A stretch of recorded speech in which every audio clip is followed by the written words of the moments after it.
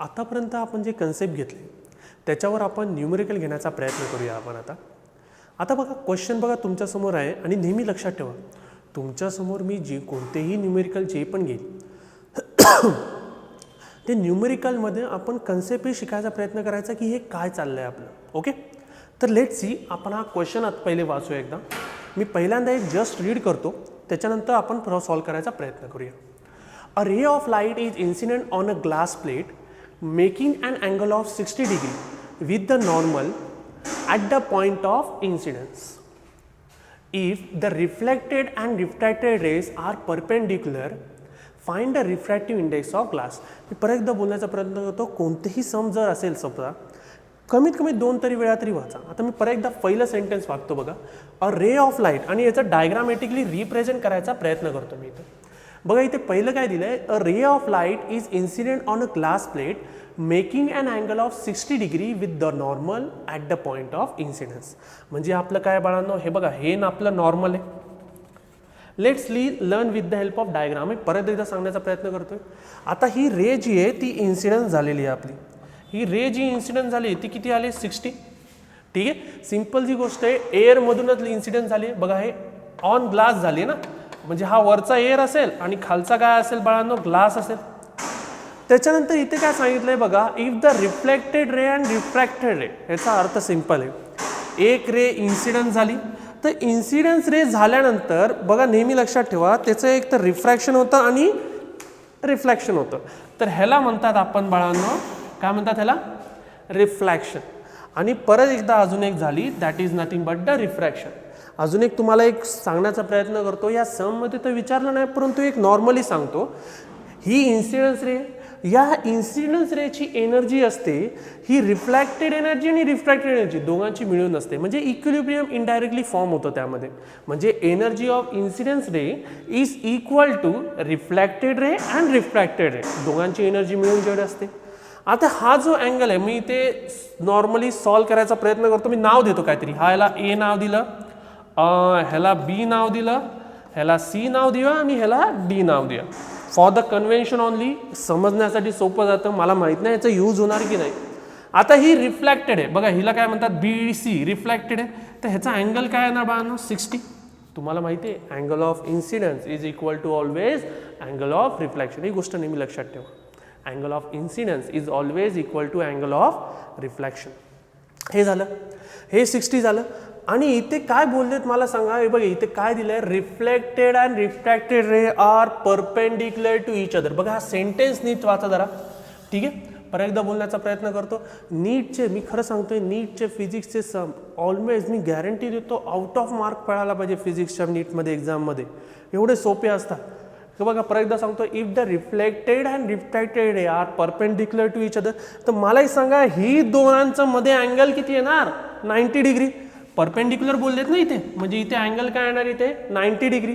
जर आपण total angle जर समजा मेजर केला इथे मला एक सांगा इथे टोटल अँगल जर समजा मेजर केला तर मला एक सांगा टोटल अँगल किती येणार 150 डिग्री. आता आपल्याला मोस्टली इथे फाइंड काय करायचं आहे रिफ्रॅक्टिव्ह इंडेक्स ऑफ ग्लास. बघा इथे रिफ्रॅक्टिव्ह इंडेक्स ऑफ ग्लास इथे फाइंड करायचं आहे आपल्याला. तर मला एक सांगा हा अँगल किती येणार टोटल ही लाईनचा 180. So can I say that 180 minus 150 that is nothing but 30 degree. तर आपल्याला एक गोष्ट जी मिळाली आपल्याला काय मिळालं अँगल ऑफ इन्सिडन्स. मला सांगा अँगल ऑफ इन्सिडन्स किती मिळालं इथे 60 डिग्री. अँगल ऑफ रिफ्रॅक्शन इथे किती मिळालं बाळांनो 30 डिग्री. तर मला एक सांगा म्यूचा formula glass with respect to air असं लिहायचं कधी पण लक्षात ठेवा. Refractive index of glass with respect to air आपण कसं लिहितो बाळांनो can I say that sine 60 upon sine 30. Yes or no इथपर्यंत पोहोचलो आपलं. आपण फायनल आन्सर आता सॉल्व करूया आपण.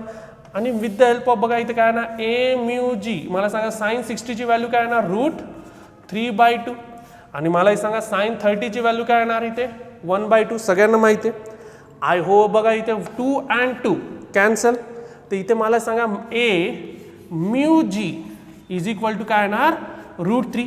आता √3ची व्हॅल्यू आय थिंक लहानपणापासून आपण शिकत आलो तर ह्याचा आन्सर काय येणार मोस्टली 1.8. रिफ्रॅक्टिव्ह इंडेक्सचं युनिट काय असतं येस रिफ्रॅक्टिव्ह इंडेक्सला काही युनिट नसतं तर ह्याचं अप्रॉक्सिमेटली आन्सर काय आलं बाळांनो 1.8. 8. आय होप तुम्हाला पूर्णपणे डायग्राम समजली आहे, सिस्टमॅटिकली समजली तुम्हाला. क्वेश्चन एकदा परत वाचून होतो बघा. एक ले ऑफ लाईट आहे, ती ग्लासवर इन्सिडेंट झाली. ग्लासवर इन्सिडेंट झालं नाही, त्याचा अँगल काय दिला 60 डिग्री. मग आपल्याला इन्सिडेंस अँगल लगेच मिळालं 60 डिग्री. त्याच्यानंतर इथे काय बोलले की reflected ray and refracted ray are perpendicular to each other. म्हणजे इन्सिडेंट झाल्यानंतर रे काय झाली, रिफ्लॅक्ट झाली आणि रिफ्रॅक्ट झाली. तर तुम्हाला अजून एक कन्सेप्ट सांगितला की energy of incidence ray is equal to sum of energy of reflected and refracted ray. तर आपला आन्सर काय नाही इथे बघा. इथे सरळ सरळ बोलले की रिफ्लेक्टेड अँड रिफ्रॅक्टेड मध्ये अँगल किती आहे 90 डिग्री. आणि तुम्हाला सांगितलं angle of incidence is always equal to angle of reflection. तो 60 + 90 किती आहे ना 150. तर आपल्याला हा रिफ्रॅक्शनचा अँगल मिळाला 30. So i is equal to 60, r is equal to 30. तर मला सांगा sine 60 upon sine 30. What is value of sine 60? √3/2. What is value of sine 30? 1/2. 2 2 cancel. So √3. तर √3 ची व्हॅल्यू अप्रॉक्सिमेटली किती असते 1.8 किंवा काही जण 1.732 पण बोलतात. तर आपण 1.8 घेऊया. इथे काय दिलं 1.732. आय होप तुम्हाला इथपर्यंत समजलं. आपण आत्तापर्यंत angle of incidence, angle of refraction, Snell's law वगैरे सगळ्या गोष्टी शिकत आलो होतो. तर ह्या गोष्टींचा फायदा गुण बघा. इथं मिक्स टाईपचा सम कसा घेतला आहे तो बघा फक्त. इथे मी क्वेश्चन एकदा वाचून दाखवतो बघा. इथे काय, if the refractive indices of glass and water with respect to air are 3/2 and 4/2. म्हणजे याचा अर्थ काय बघा. रिफ्रॅक्टिव्ह इंडेक्स ऑफ ग्लास, मला सांगा refractive index of glass with respect to air किती आहे ना 3/2. आणि refractive index of water with respect to air याचं काय येणार इथे मला सांगा water with respect to air is equal to काय येणार 4/3. हे बघा असं लिहिलं ना कधीही तुमचा आन्सर चुकणार नाही, मी गॅरंटी देतो. परंतु मुलं कसं आहे, अरे हे सम झालं लिहून काढलं, हे असं झालं. परंतु हे जे नोटेशन आहे ना हे शिकून घ्या, तेच कामात येणार आहे तुमच्या. तर हे झालं, मी डेटा लिहून राहिले ना फक्त. आता पहिले तर डेटा लिहितो. Find also the refractive index of glass with respect to water. आता glass with respect to water म्हणजे असं लिहू का, कसं लिहिणार इथे मला सांगा. कसं लिहिणार glass with respect to water म्हणजे काय ना असं GW असं लिहिलं का. हां बरोबर आहे, असं लिहिणार. तर आता इथे फाइंड काय करायला सांगितलंय मला सांगा. वेलॉसिटी पहिले फाइंड करूया आपण इथे. म्हणजे वेलॉसिटी पण इथे फाइंड करायला सांगितले इथे. Velocity of glass and velocity of water पहिले इथे फाइंड करूया आपण. तर मला सांगा AμG. आता याचा फॉर्म्युला काय ना मला सांगा VA/VG. बरोबर आहे, VA/VG आपलं आहे ना. आता मला सांगा AμG चं व्हॅल्यू काय दिलं इथे 3/2. सगळ्यांना माहिती आहे velocity of light in air काय फॉर्म्युला आहे 3 × 10⁸ मीटर पर सेकंड. तर इथे काय येणार इथे 3 × 10⁸ डिवायडेड बाय VG. तर मला इथे सांगा इथे 3 आणि 3 कॅन्सल. सो मला सांगा V इज इक्वल टू काय येणार 2 × 10⁸ मीटर पर सेकंड. इथपर्यंत आलं आपलं. दुसरी गोष्ट आता इथे मला सांगा AμW. मला सांगा AμW काय येणार इथे AμW 4/3. तर मला इथे सांगा काय ना VA/VW इज इक्वल टू 4/3. मी काही डोक्याला ताण न देता जस्ट आपल्या लिंक जुळून राहिलं फक्त. तर इथे मला सांगा इथे काय ना VA ची व्हॅल्यू सगळ्यांना माहिती आहे 3 × 10⁸ divide by VW is equal to 4/3. So can I say VW is equal to 9 × 10⁸ divided by 4. So VW ची व्हॅल्यू आता 9/4 आपण जर समजा सॉल्व केलं तर मला सांगा 2.25 येणार. सो काय येणार इथे 2.25 × 10⁸ मीटर पर सेकंड. इथपर्यंत आलं. म्हणजे वेलॉसिटी ऑफ ग्लास फाइंड केलं, वेलॉसिटी ऑफ वॉटर फाइंड केलं. जरी इथे क्वेश्चनमध्ये लिहिलं नाही तरी मला तुम्हाला दाखवायचं होतं की velocity of glass and velocity of water हे कसे फाइंड करणार मला दाखवायचं होतं. आता ह्याच्यात काय विचारलंय बघा refractive index of glass with respect to water. Refractive index of glass with respect to water. तर मला सांगा काय येणार इथे काय glass with respect to water म्हणजे काय येणार glass with respect to water असं लिहितं. Glass with respect to water. आता मलाही सांगा ग्लास विथ रिस्पेक्ट टू वॉटरचा फॉर्म्युला जर समजा प्रयत्न केला तर मला सांगा इथे काय ना glass with respect to water म्हणजे काय ना can I say VW/VG. Yes or no. Yes can I say VW/VG. आता VW/VG आता VW ची व्हॅल्यू काय आहे मला सांगा 2.25 × 10⁸ डिवायडेड बाय VGची व्हॅल्यू काय येणार 2 × 10⁸. आता इथे कमी करण्याचा प्रयत्न करूया, इथे सॉल्व करूया आपण. सो मला सांगा 10⁸, 10⁸ cancel. So 2.25 divide by 2. Approximately आपण सॉल्व करायचा प्रयत्न करूया. मला सांगा 2/2 1 येणार. 25 डिवाइड बाय 2 काय येणार 1.125. यस, ह्याचा हाफ ना. So can I say 1.125.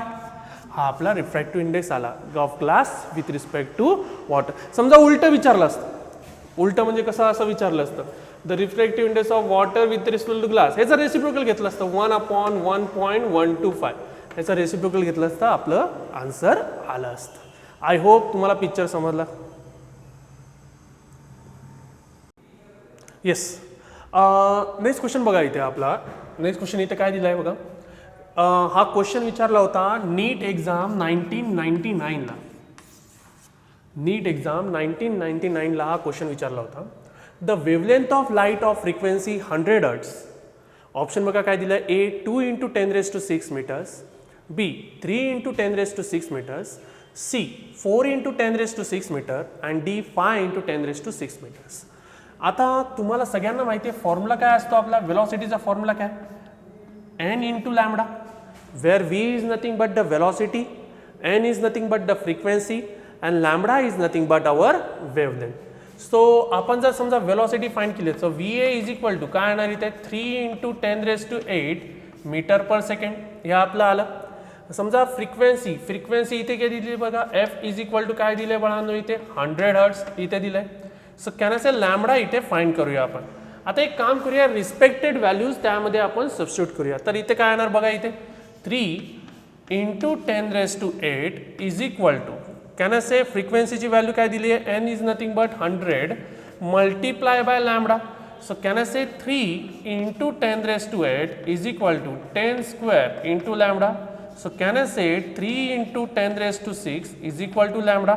So लॅम्बडाचा आन्सर काय आहे ना 3 × 10⁶ metre. This is your final answer for this question, the wavelength of light.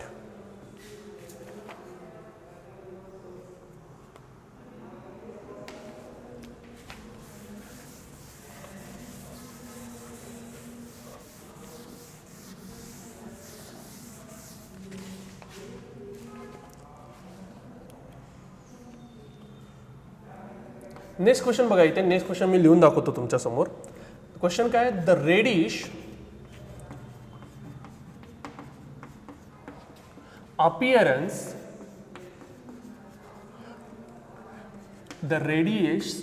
appearance of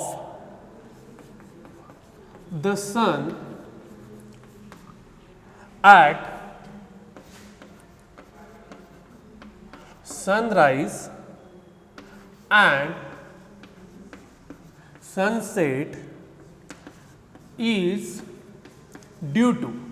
बघा इथे ऑप्शन बघा इथे काय दिलं ऑप्शन दिलाय the colour of sky. The option बघा इथे काय दिलाय the colour of sky. B option दिलाय the polarization of light. D option दिलाय the polarization of light. C option दिलं इथे बघा the scattering of the light. The scattering of light. D option दिलाय the colour of sun. D option काय दिलंय बाळांनो the colour of the sun. ठीक आहे. आता सिंपलची गोष्ट आहे, जर आपण याच्यामध्ये सॉल्व करायचा प्रयत्न केला तर बघा इथे द रेडिश अपीरियन्स ऑफ द सन. आता पहिली गोष्ट हा नॉर्मल आपला एक जनरल क्वेश्चन होता म्हणून मी इथे घेण्याचा प्रयत्न केला. रिफ्लेक्शनचा क्वेश्चन आहे म्हणून मी घेण्याचा प्रयत्न केला. नेहमी लक्षात ठेवा समजा व्हाईट रे एखाद्या कोणत्याही प्रिझमवर समजा इन्सिडेंट झाली तर 7 मल्टिपल कलरवर पडतं. कोणतं विप ग्योर. सगळ्यांना लक्षात असेल विप ग्योर. आणि लॅम्बडाची व्हॅल्यू बघा जसे जसं आपण राईट साईडला जाणार तशी तशी लॅम्बडाची व्हॅल्यू वाढत जाणार. परत एकदा बोलण्याचा प्रयत्न करतोय. जसं जसं आपण राईट साईडला जाणार तशी तशी आपण लॅम्बडाची व्हॅल्यू वाढताना. तर हे नेहमी लक्षात ठेवा हे सन रायजेस आणि सनसेट रेडिश कलर जो येतो तो because of that reddish colour शेवटला असतो त्याचा. हा लॅम्बडाची व्हॅल्यू जास्त असतो. So because of the concept known as scattering of light, and scattering of लाईटचा फॉर्म्युला आहे scattering is nothing but 1/λ⁴. Reciprocal असतो हा ध्यान मी. Scattering is directly proportional to 1/λ⁴. तर आपलं जे आन्सर आहे ना that is nothing but the scattering of light. Okay, एक नेक्स्ट इम्पॉर्टंट टॉपिक आपण वाचणार आहोत. That is nothing but the total internal reflection. मी परत एकदा बोलण्याचा प्रयत्न करतो. नेक्स्ट टॉपिक जो आपण वाचणार आहोत that is nothing but our total internal reflection. आता बघा, हा डेन्सर मीडियम आहे खालचा, हा रेरर मीडियम आहे. तर मी एक काम करतो इथे, हा जो आपला नॉर्मल जो आहे बघा इथे नॉर्मल मी इथे ड्रॉ केला. आता मी एक काम करतो, ह्या नॉर्मलकडे एक मी इन्सिडन्स अँगल इथे ड्रॉ करतो. बघा इथे इन्सिडन्स अँगल इथे टाकला. तुम्हाला सगळ्यांना माहिती आहे if your ray is going from denser to rarer, आपला अँगल ऑफ रिफ्रॅक्शन जो असतो तो नेहमी काय असतो, मोठा असतो. Can I say that r is greater than i. एक काम करूयात, जाऊया आपण ग्रॅज्युअली थोडं थोडं थोडं करत करत आपण थोडे एक एक अँगल वाढत जाण्याचा प्रयत्न करूया. बघा इथे स्टार्टिंगला बघा काय दिलं, इथे अँगल आय. आता एक थोडासा व्हॅल्यू आपण अजून वाढूया. तिथे अँगल वाढवला तर परत इथे काय होणार, इथे थोडासा अजून अँगल वाढणार. इथे बघा अँगल ऑफ रिफ्रॅक्शन इथे वाढला, परत आय वाढवला, आर अजून वाढणार. इथे अजून एक काम करूया, अजून इथे वाढूया. तर इथे अजून एक इन्सिडन्स अँगल आपण अजून वाढवला तर अजून इथे रिफ्लेक्शन मोठा होणार. म्हणजे काय होतंय आपलं बघा इनडायरेक्टली बघा, हा जो रिफ्रॅक्टिव्ह अँगल आहे it is going away from the normal. हा जो रिफ्रॅक्टिव्ह अँगल आहे it is going away from the normal. त्याच्यानंतर बघा इथे काय होणार, इथे परंतु एक अँगल असा येणार, मी इथे लिहितो मी अँगल, एक अँगल असा येणार ज्यामध्ये हा जो रिफ्रॅक्शन अँगल आहे तो डायरेक्टली काय होणार बाळांनो, रिफ्रॅक्टिव्ह अँगल काय होणार, डायरेक्टली परपेंडिक्युलर होणार. मी परत एकदा बोलण्याचा प्रयत्न करतोय, मी स्टार्टिंगपासून परत एकदा बोलतो, प्लीज मन देऊन बरोबर नीट ऐकायचा प्रयत्न करा. बघा इथे काय बोललो मी, हा इन्सिडेन्स अँगल आहे आय. डेन्सर टू रेअरमध्ये जेव्हा जाणार तो अँगल ऑफ इन्सिडन्स जो आहे तो लेस दॅन आर असतो, म्हणजे angle of refraction it is greater than r असतो. तर त्याच्यामध्ये बघा जसा मी अँगल ऑफ इन्सिडन्स वाढवण्याचा प्रयत्न करणार अँगल ऑफ रिफ्रॅक्शन वाढतच जाणार. पुढे करता करता एक अँगल असा येईल की ज्यामध्ये अँगल ऑफ रिफ्लॅक्शन आपलं किती येणार, अँगल ऑफ रिफ्रॅक्शन काय येणार 90 डिग्री येणार. त्या इन्सिडन्स अँगलला आपण म्हणतो आपण क्रिटिकल अँगल. परत एकदा बोलण्याचा प्रयत्न करतो मी इथे, त्या अँगलला आपण काय म्हणतो क्रिटिकल अँगल. म्हणजे ह्याच्याबद्दल काय आपण बोलण्याचा अर्थ काय याचा की आपण समजा या क्रिटिकल अँगलपेक्षा समजा मोठा इन्सिडन्स रे घेतला, मी परत एकदा बोलण्याचा प्रयत्न करतोय, समजा हा इन्सिडन्स अँगल ह्याच्यापेक्षा जास्त घेतला तर ह्याच्यानंतर रिफ्रॅक्शन पॉसिबलच नाही, फक्त काय होणार रिफ्लॅक्शन होणार. इथे परत एकदा बोलण्याचा प्रयत्न करतो, if your incidence angle is greater than theta C. मी परत एकदा बोलण्याचा प्रयत्न करतो, if your incidence angle is greater than theta C, तर आपला जो इथे ते रिफ्रॅक्शन होणारच नाही, फक्त काय होणार बाळांनो इथे रिफ्लॅक्शन होणार. तर ह्या अँगल नंतर आपल्याला जे पण होणार ती रिफ्लॅक्शन होणारच नाही, म्हणजे एनर्जी लॉस होणार नाही. तर ह्या अँगलच्या पेक्षा जास्त अँगल समजा आपण इनपुट केलं तर आपल्याला जे अँगल भेटणार ते नेहमी इंटरनल अँगल भेटणार. आणि ह्याच कन्सेप्टला आपण म्हणतो टोटल इंटरनल रिफ्लॅक्शन. मी परत एकदा बोलण्याचा प्रयत्न करतो, ह्या कन्सेप्टलाच आपण बोलतो टोटल इंटरनल रिफ्लॅक्शन. आता हे टोटल इंटरनल रिफ्लॅक्शनचा अर्थ काय, का उपयोग करतो आपण ते मी सांगण्याचा प्रयत्न करतो.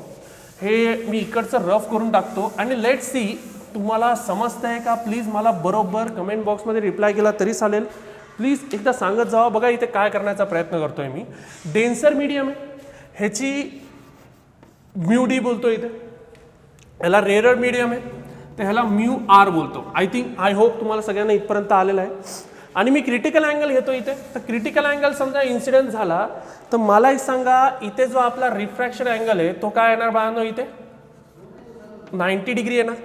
So this is nothing but your theta c. आपण जर समजा फॉर्म्युला समजा अप्लाय केला, स्नेल्स लॉ आपण इथे अप्लाय करू. बघा इथे सगळ्यांनी लक्ष द्या प्लीज, स्नेल्स लॉ आपण समजा इथे अप्लाय करू total internal रिफ्लॅक्शन.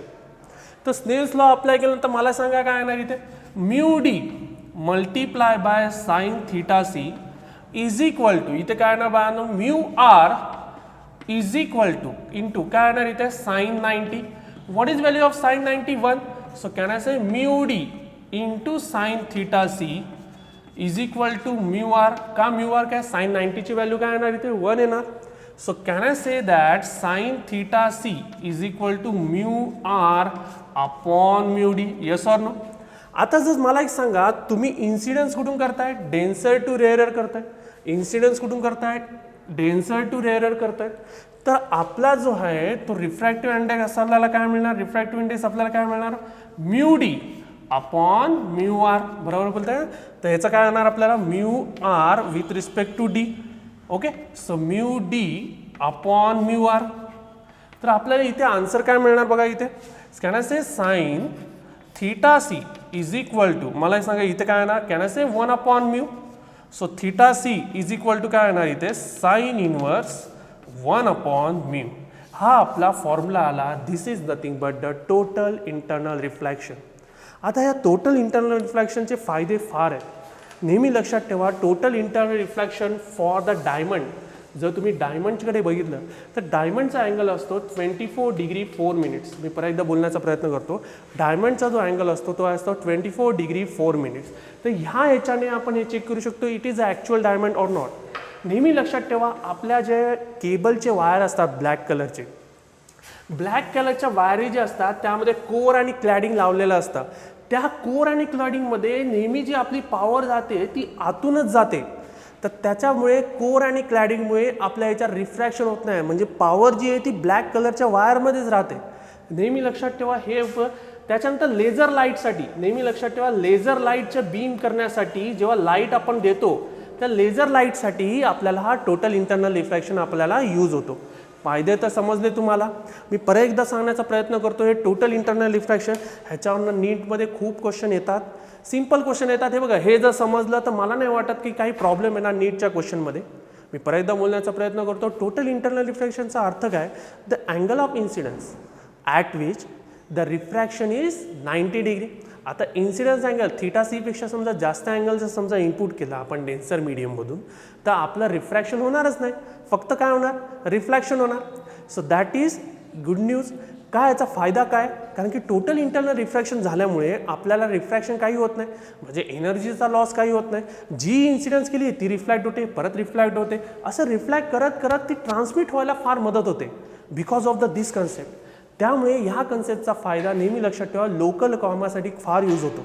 For the connecting substation to multiple rural areas सिटीजमध्ये ट्रान्सफॉर्मर कनेक्ट करण्यासाठी नेहमी आपण जी ब्लॅक कलरची वायर वापरतो ती ब्लॅक कलरच्या वायरमध्येच आपण ह्या टोटल इंटरनल रिफ्लेक्शनचा फायदा घेतो. मी परत एकदा बोलतो आपण प्रूव्ह काय केलं बघा इथे ह्या डायग्राम काढली.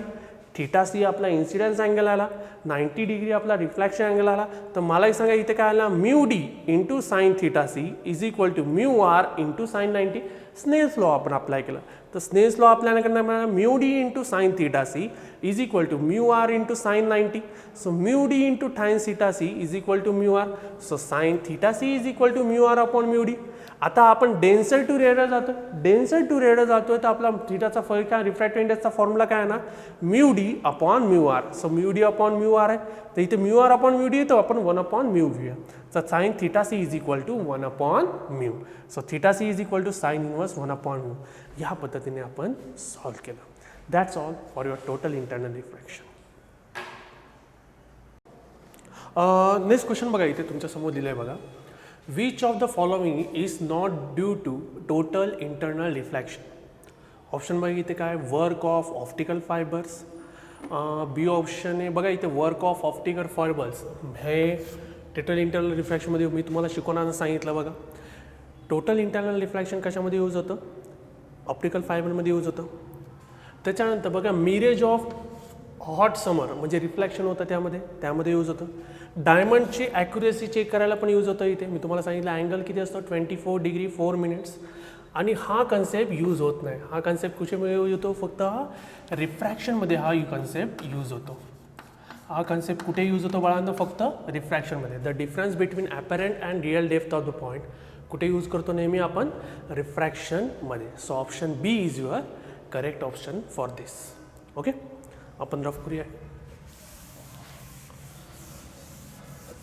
2011ला हा क्वेश्चन विचारला होता. नेक्स्ट क्वेश्चन बघा, मी नेक्स्ट क्वेश्चन लिहून दाखवतो तुमच्यासमोर इथे. क्वेश्चन बघा इथे, थेरी क्वेश्चन वाचून लिहून दाखवतो मी. The ray of light traveling in a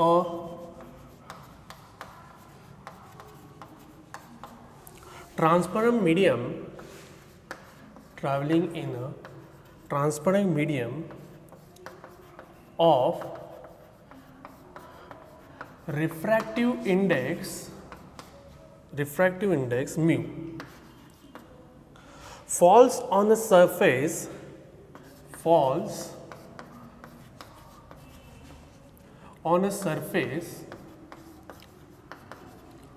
separating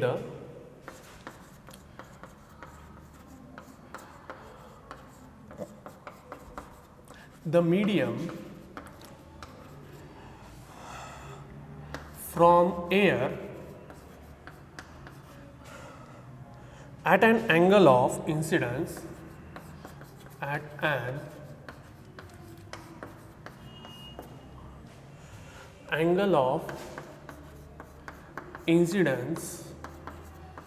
of 45 degree. For which of the following value of mu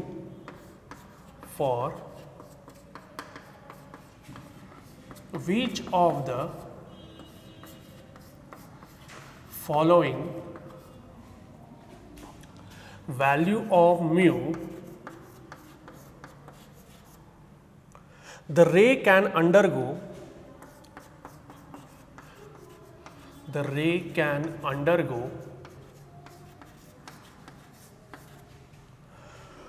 total internal reflection.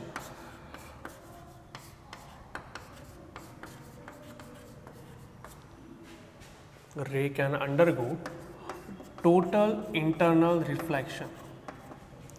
Option बघा इथे काय दिलं आहे तिथे. Option is mu is equal to 1.33. B option आहे mu is equal to 1.40. C is equal to mu is equal to 1.50 and D option आहे mu is equal to 1.25. हे आपलं आन्सर आहे. ठीक आहे, तर आता इथे सॉल्व करूया. बघा इथे अँगल ऑफ इन्सिडन्स इथे किती दिलं आहे बघा. इथे आपण सॉल्व केलं इथे. हे समजा आपलं नॉर्मल आहे. बघा इथे हा नॉर्मल आहे. हा अँगल ऑफ इन्सिडन्स आहे. Suppose this is your I. हा रिफ्लेक्शन होतोय आपला. रिफ्लेक्शन म्हणजे इथे इतर अँगल किती असणार याचा. आरचा अँगल काय असणार इथे 90 डिग्री असणार इथे. ठीक आहे, आता जर समजा आपण याचा सॉल्व करायचा प्रयत्न केला तर मला एक सांगा इथे डेन्सर टू रेअर जात आहे. मग इथे व्हॅल्यू काय येणार इथे 1 येणार. ह्याची व्हॅल्यू माहीत नाही तर इथं म्यू लिहून टाकूया आपण. सिंपल गोष्ट आहे. जरी मी तुम्हाला एक गोष्ट मी लक्षात ठेवतो, जरी मी तुम्हाला समजा टोटल इंटरनल रिफ्लेक्शन शिकवलं आहे परंतु स्नेल्स लॉनेच आपण सगळ्या ज्या करतोय आपण डेव्हलपमेंट करतोय सगळीच्या सगळी स्नेल्स लॉनेच करायचा प्रयत्न करतोय. तर आपलं पुढे काय येणार बघा इथे. Can I say that mu into sine I is equal to, can I say mu into sin I is equal to 1 into, can I say sin 90. yes or no. बरोबर आहे. आपला स्नेल्स लॉ अप्लाय केला इथे. सगळ्यांना माहिती आहे mu into sine i, mu 1 into sine i is equal to mu 2 into sine i. So can I say mu into what is value of sine i. आयची value काय इकडे 45. What is value of sine 90 1. So can I say mu into what is value of sine 45 1 upon root 2 is equal to 1. So can I say mu is equal to root 2. तर आपल्याला म्यूची इथे value काय ते काय विचारली होती. म्यूची value इथे विचारली होती. काय विचारली आहे म्यूची value. The ray can undergo total internal reflection. परंतु इथे बघा म्यूची व्हॅल्यू परफेक्ट दिली नाही. इथे म्यूची व्हॅल्यू काय नाही इथे 1.414. आता नेहमी लक्षात ठेवा ऑप्शन कोणता करेक्ट करायचा त्याच्यावर मोस्टली मुलांचं ऑब्जेक्शन येतं. आता म्यूची व्हॅल्यू इथे काय मिळाली 1.414 मिळाली. आता समजा हे ऑप्शन कट करायचं की हे.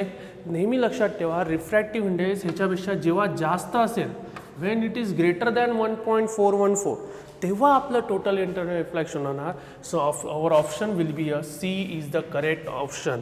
बघा हे आन्सर कुठे आलं होतं, 2010ला विचारलं होतं. हे नीट एक्झाम 2010ला हे विचारलं होतं.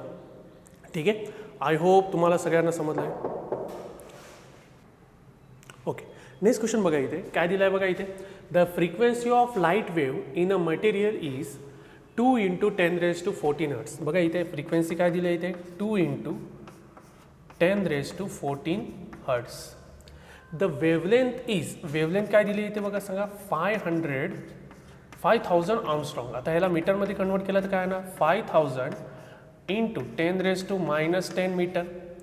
The refractive index of the material is. आता नेहमी लक्षात ठेवा आपला रिफ्रॅक्टिव्ह इंडेक्सचा फॉर्म्युला काय आहे C/V. म्हणजे काय हे सी काय आपली velocity of light in air. सगळ्यांना माहिती आहे velocity of light in air काय असतं 3 × 10⁸. आणि हा खालचा V काय velocity of light in a material. Suppose incidence light आहे हा velocity of light in air आणि हे काय velocity of light in medium. तर मला एक सांगा V = काय येणार इथे f lambda. So what is value of f here. मला सांगा f ची व्हॅल्यू काय येणार इथे.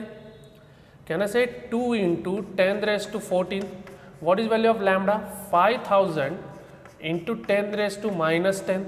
सो कॅन आय से 2 आपण इथे ऑर्डर ऑफ मॅग्निट्यूडमध्ये लिहूया 2 × 10⁻14 × 5 × 10⁻3 × 10⁻−10. आता समजा सॉल्व केलं तर आपल्याला बघा इथे काय ना 5 × 2 काय ना 10 × 10⁻14 × 10⁻−7.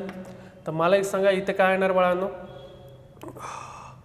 कॅन आय से 10⁻15 - 8. तो कॅन आय से 10⁻8. ओके, हे काय आलं 10⁻8 आलं. आता ही वेलॉसिटी 10⁻8 आली. म्यूचा फॉर्म्युला काय velocity of light in air divide by velocity in material. So what is value of c here 3 × 10⁻8 divided by can I say 10⁻8. सो 10⁻8 cancel. So our mu will be 3. तर आपलं करेक्ट आन्सर काय ना बाळांनो option will be B.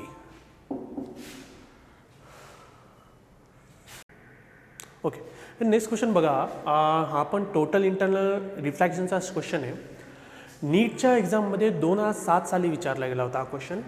Me question एकदा वाचून दाखवतो. बघा इथे काय दिलं इथे. A small coin is resting on the bottom of a beaker filled with a liquid.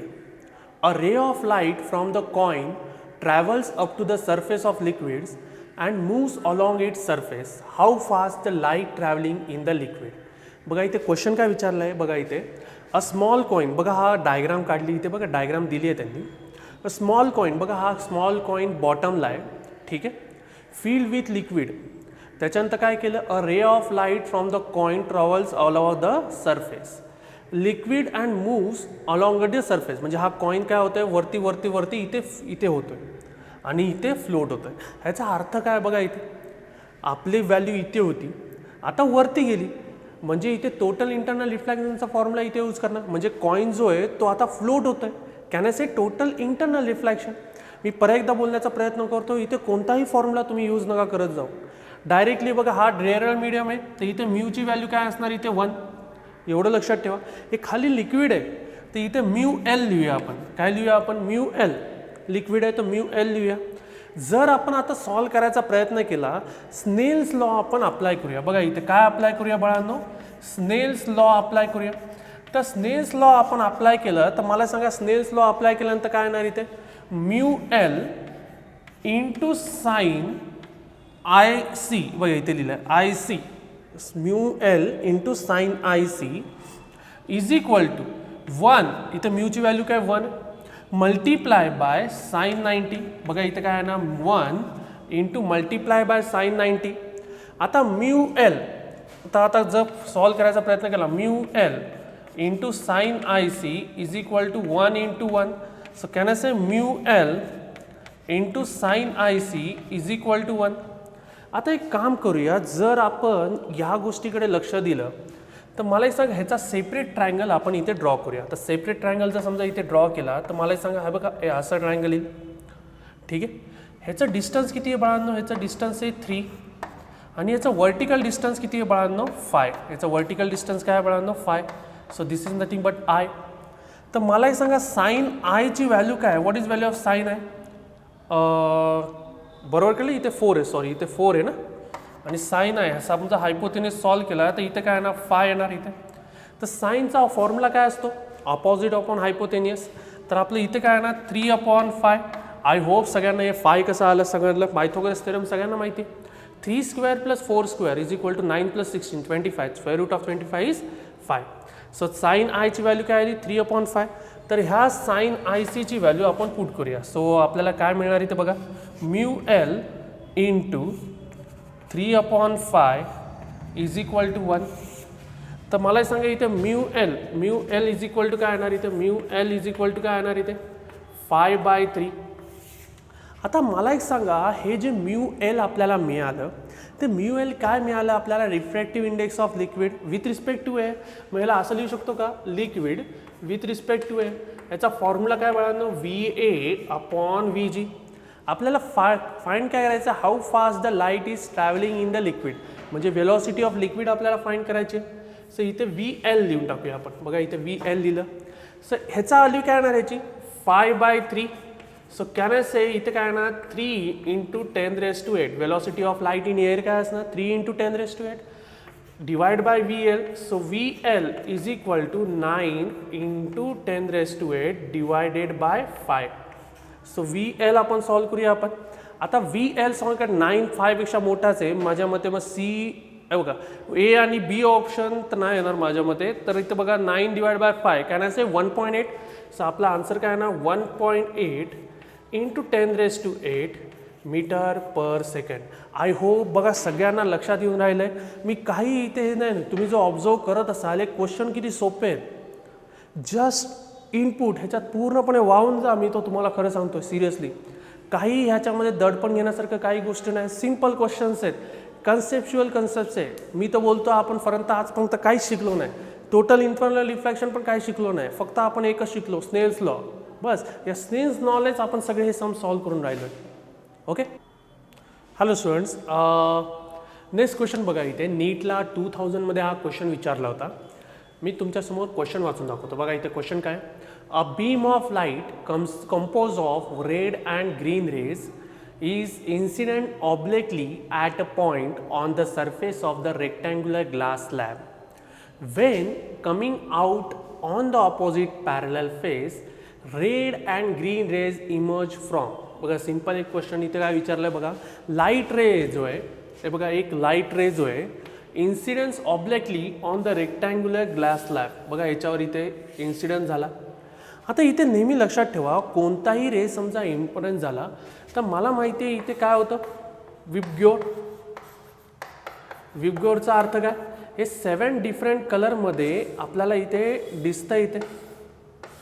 ठीक आहे. आणि असे इमर्ज होतात हे. आता त्यामध्ये त्यांनी विचारलं रेड अँड ग्रीन. मला सांगा इथे रेड अँड ग्रीन इथे विचारलं आहे. तर मला सांगा हा ग्रीन पकडू हा रेड पकडू आपण. तर नेहमी लक्षात ठेवा जर तुम्ही इथे पॉईंट अपॉन क्वेश्चन वापरायचा प्रयत्न केला तर इथे बघा ए ऑप्शन काय द्या 1 point propagating in the same direction. 1 point माझ्या मते हे 1 पॉईंट तर चुकलं. एकच पॉईंट नसतं 2 आहे तर त्याची 2 सेपरेट पाहिजे. 2 पॉईंट हा बरोबर 2 point propagating in 2 different non parallel. नेहमी लक्षात ठेवा जेव्हा इमर्ज होतात तेव्हा दोन्ही रेज जे असतात एकमेकांशी काय असतात बाळांनो नेहमी पॅरलल असतात. हे रेज जे आहेत नेहमी एकमेकांबरोबर काय होतात पॅरलल जातात. So 2 points propagating in 2 different direction in parallel direction. So आपला ऑप्शन कोणता येणार बाळांनो सी. तर कधी पण रेड आणि ग्रीन कलर जेव्हा पण इमर्ज होणार आपल्याला इथं त्याच्यानंतर जे 2 points propagating in 2 different parallel direction.